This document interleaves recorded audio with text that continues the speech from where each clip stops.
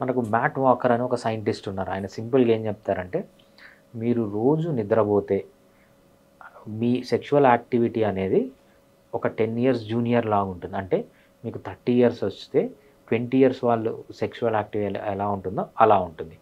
But మీరు రోజు గాని నిద్ర లేకపోతే 2 డికేడ్స్ సీనియర్ లాగా ఉంటుంది అంటాడు. అంటే మీకు గన 30 ఇయర్స్ అయితే మీరు సరిగ్గా నిద్రపోకపోతే మీ సెక్షువల్ యాక్టివిటీ అనేది 50 ఇయర్స్ వాళ్ళలాగా ఉంటుందని డైరెక్ట్‌గా చెప్తారంట. ఇది one of the great scientist on sleep physiology అనమాట.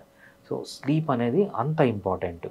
దీంతో పాటు స్లీప్ తర్వాత వచ్చేది ఎక్సర్సైజ్. ఎక్సర్సైజెస్‌లో వెరైటీ ఆఫ్ ఎక్సర్సైజెస్ చేయాలి. మనం స్ట్రెంత్ ఎక్సర్సైజెస్ అంటాము, హైపర్ట్రోఫీ ఎక్సర్సైజెస్ అంటాము, పవర్ ఎక్సర్సైజెస్ అంటాము, స్పీడ్ ఎక్సర్సైజెస్ అంటాము, లోకల్ ఎండ్యూరెన్స్ ఎక్సర్సైజెస్ అంటాము, mid duration, short duration, long duration. మనం హిట్ అంటారు చూసారా? హై ఇంటెన్సిటీ ఇంటర్వెల్ ట్రైనింగ్ అని, ఏరోబిక్ ఎక్సర్సైజెస్ అని. సో, ఈ కాంబినేషన్‌లో చేస్తూ ఉండాలన్నమాట ఎక్సర్సైజెస్ అనేవి గూడా. ఎక్సర్సైజెస్ తర్వాత నెక్స్ట్ ఇంపార్టెంట్ ఏంటంటే లైఫ్‌లో స్ట్రెస్ అనేది తక్కువగా ఉండాలి. ఎప్పుడైతే స్ట్రెస్ అనేది తక్కువగా ఉంటుందో ఎస్పెషల్లీ మనకు ఈ సెక్షువల్ యాక్టివిటీ పైన ఎరెక్టైల్ డిస్‌ఫంక్షన్ పైన కొన్ని హార్మోన్స్ యొక్క ఇంపాక్ట్ అనేది మేజర్‌గా ఉంటుంది. ఫర్ ఎగ్జాంపుల్ ఎవ్వరన్నా స్ట్రెస్‌లో ఉన్నప్పుడు ఏమవుతుందంటే sympathetic nervous system sympathetic nervous system మనకు different types of nervous system అన్నాం కదా!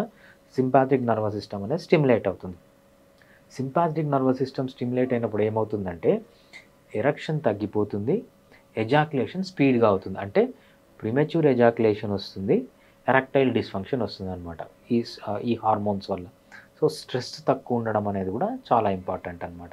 సో, ఎస్పెషల్లీ స్ట్రెస్‌లో ఉన్నప్పుడు అడ్రినలిన్ అనే హార్మోన్ రిలీజ్ అవుతుంది. అదేవిధంగా కార్టిజాల్ అనే హార్మోన్ రిలీజ్ అవుతుంది. నార్ రిలీజ్ అవుతుంది.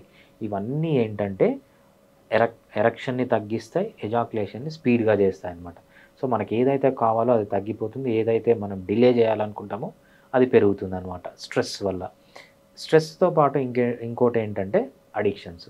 ఆల్కహాల్ గానీ, స్మోకింగ్ గానీ, మర్వానా తీసుకోవడం గానీ, రీల్స్ చూడడం గానీ, పార్న్ వీడియోస్ చూడడం గానీ, వీడియో గేమ్స్ ఆడడం గానీ, ఇవన్నీ చేస్తే ఏమవుతుందంటే స్ట్రెస్ లెవెల్స్ పెరిగి అక్కడ కూడా డ్యామేజ్ అవుతుంది.